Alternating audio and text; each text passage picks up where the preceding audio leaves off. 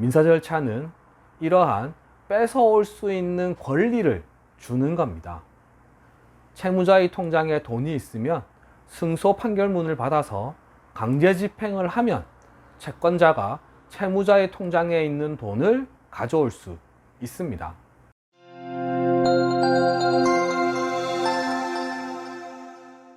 안녕하세요. 노태부 변호사입니다. 지난 영상에서는 돈을 빌려줄 때 돈을 받지 못할 가능성을 최소한으로 줄이는 방법에 대해서 말씀드렸습니다. 지난 영상은 돈을 빌려주기 전의 상황에 대해서 말씀드린 겁니다.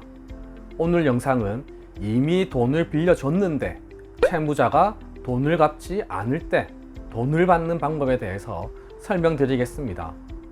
먼저 지난 영상에 이어서 소송이 필요 없는 경우 간단히 짚고 넘어가겠습니다. 물적 담보인 근저당권을 채무자 또는 보증인의 부동산에 설정을 하셨다면 소송 필요 없이 바로 경매로 넘겨버리시면 됩니다. 그리고 공정증서를 작성해 두셨다면 이 역시 소송 필요 없이 강제 집행을 하시면 됩니다. 담보도 없고 공정증서도 없으시다면 앞으로 말씀드릴 법적인 절차들을 준비하셔야 하겠습니다. 먼저 형사 절차와 민사 절차는 구분하셔야 하겠습니다. 형사 절차부터 설명드리겠습니다. 형사 절차는 상대방을 형사처벌하기 위한 절차입니다. 원칙적으로 돈을 받는 절차가 아닙니다. 물론 배상명령 신청 제도가 있지만 원칙적으로는 형사처벌을 위한 절차입니다. 돈을 빌려줬는데 돈을 갚지 않았을 경우에는 사기죄가 문제되겠습니다. 돈을 갚지 않으면 형사고소를 하실 수 있습니다. 형사고소를 하게 되면 경찰이 채무자에게 전화를 하고 고소가 되었다는 사실을 고지하고 조사 날짜를 정하게 됩니다. 이러면 채무자는 정신적 압박을 받게 되죠. 본인이 형사재판을 받게 될 수도 있고 형사처벌을 받게 될 수도 있다는 압박을 받게 됩니다. 금액이 크다면 실형을 받아서 감옥에 갈 위험도 있는 거죠. 이러한 경우 채무자는 돈을 갚으려고 할 수 있습니다. 처벌을 피하기 위해서죠. 이걸 노리고 형사고소를 하는 겁니다. 가끔 고소를 하면 국가가 돈을 받아주는 것처럼 오해하고 계시는 분들이 있는데요. 그렇지 않습니다. 국가는 사기죄라는 범죄를 저지른 사람을 처벌하는 것이지 돈을 대신 받아주지는 않습니다.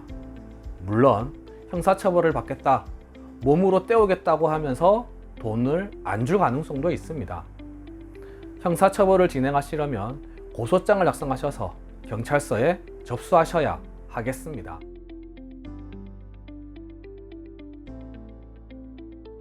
다음으로 민사 절차입니다. 민사 절차는 돈을 돌려받는 절차입니다. 돈을 돌려받는다는 의미를 잘 생각해 보시기 바랍니다. 돈을 돌려받는다는 건 채무자의 재산을 채권자가 강제로 가져오는 겁니다. 채무자의 계좌에 돈이 있는데 아무나 자기가 돈을 빌려줬다고 하면서 채무자의 계좌에서 돈을 가져갈 수 있도록 하면 안 되겠죠.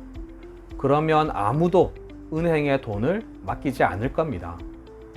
또는 채무자 소유의 부동산이 있는데 이것도 아무나 부동산을 뺏어올 수 있게 하면 안 되겠죠. 민사 절차는 이러한 뺏어올 수 있는 권리를 주는 겁니다. 채무자의 통장에 돈이 있으면 승소 판결문을 받아서 강제 집행을 하면 채권자가 채무자의 통장에 있는 돈을 가져올 수 있습니다. 은행에 판결문 등의 서류를 주면 은행에서 채무자의 통장에서 돈을 빼서 채권자에게 주는 겁니다. 따라서 민사 절차의 최종 목적은 강제 집행을 위한 것입니다. 강제 집행을 하기 위해 필요한 서류를 법률 용어로 집행권원이라고 합니다. 이 집행권원의 대표적인 것이 바로 판결문입니다. 결국 민사 절차는 판결문을 받아서 강제 집행을 하기 위한 것이라고 이해하시면 되겠습니다. 이제 민사 절차의 종류에 대해서 설명드리겠습니다. 먼저 가압류가 있습니다. 가압류는 채무자의 재산을 소송이 끝날 때까지 묶어둔다고 생각하시면 되겠습니다. 부동산 또는 계좌에 가압류를 할 수 있습니다. 만약 채무자가 가압류를 풀고 싶다고 하면 채무자는 채권자가 가압류한 금액을 공탁을 걸어야 합니다. 그러면 채권자는 소송 끝나고 그 공탁금에서 돈을 찾을 수 있는 겁니다. 다만 가압류는 채무자에게 재산이 뭐가 있는지 확실히 알아야 합니다. 부동산은 당연히 가능하고요. 계좌 가압류의 경우는 은행별로 가능합니다.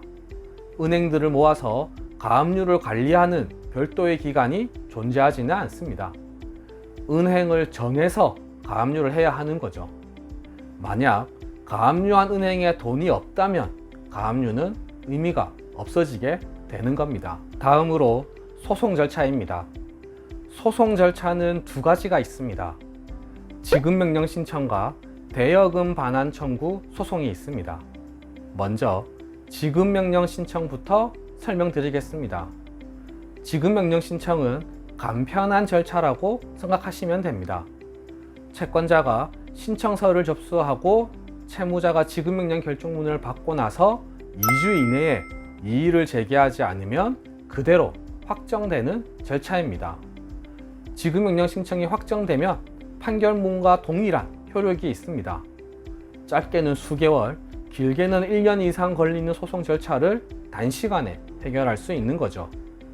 다만 지급명령을 신청하기 위해서는 채무자의 인적 사항을 정확히 아셔야 합니다. 채무자의 주민등록번호, 주소를 아셔야 지급명령 신청이 가능합니다. 지급명령 신청 절차에서는 사실조회 등을 통해 채무자의 인적 사항을 파악할 수 있는 절차가 없기 때문입니다. 따라서 통상 차용증이 있을 때 지급명령 신청이 가능한 경우가 많습니다. 그런데 채무자가 지급명령 결정문을 받고 이의 신청을 하게 되면 어떻게 될까요? 채무자가 이의 신청을 하게 되면 본안소송으로 자동적으로 넘어가게 됩니다. 지급명령의 가장 큰 장점은 간편하고 빠른 기간에 집행권한을 획득할 수 있다는 겁니다. 가장 큰 단점은 채무자가 이의 신청을 하게 되면 바로 소송을 제기했을 때보다 훨씬 더 오래 걸린다는 점입니다.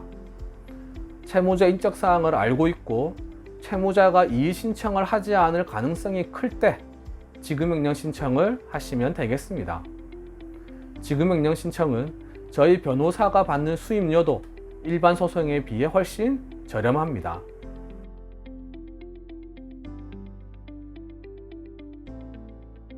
두 번째, 민사소송 제기입니다. 대여금 반환 청구 소송을 제기하셔야 합니다. 이 민사소송에 대해서 설명드리는 건 불가능합니다. 간단하게 설명드릴 수 있는 내용이 아닙니다. 민사소송에 대해서는 따로 영상을 촬영하도록 하겠습니다. 오늘은 한 가지만 말씀드리겠습니다. 민사소송은 인터넷을 통해 전자소송 사이트에서 가능하십니다. 포털 사이트에서 전자소송 검색하시면 사이트가 나오고 인터넷으로 소송을 진행하실 수 있습니다. 전화번호를 등록해 두면 상대방의 서류를 제출했을 때 문자로 연락도 옵니다. 인지대도 10% 저렴하고 인터넷을 통해 서류를 접수하고 상대방이 제출한 서류를 확인할 수 있기 때문에 매우 편리하게 소송을 진행하실 수 있습니다.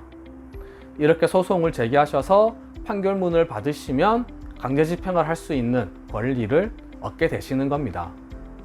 마지막으로 배상명령 신청 말씀드리겠습니다.